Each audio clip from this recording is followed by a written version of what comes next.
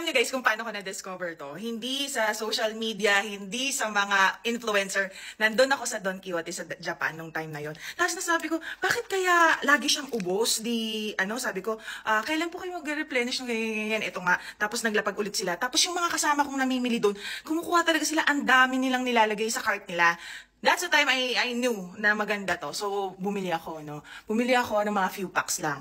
And then, sabi ko, oh my gosh, hiyang ako, parang kang nakatulog ng matagal, more than 8 hours, ganun ang atake kapag naglagay ka nito. Babad ko lang yan sa face ko, bago ako rumampa ng araw. Ganun ang atake ko dito. Call out ko lang yung mga OA maglagay ha. Okay na yung ganito, basta makover lang yung mukha nyo. Huwag nyo naman sayangin yung product. Ang good thing guys, hindi na kailangan pumunta ng Japan para lang maka-experience nitong mask na to. Kasi meron nang nagpaparating dito ng products na to. Nasa yellow basket na siya, may shop na. May nakikita kasi ako, parang isang sandok na yung nilalagay. Yung iba, sa kwarto lang to nilalagay. Basta hindi siya naiinitan, okay na. Pero ako kasi nilalagay ko siya sa ref. Parang nakaka-fresh kasi lalo pag malamig yung mask. O, yan, i-check out nyo na.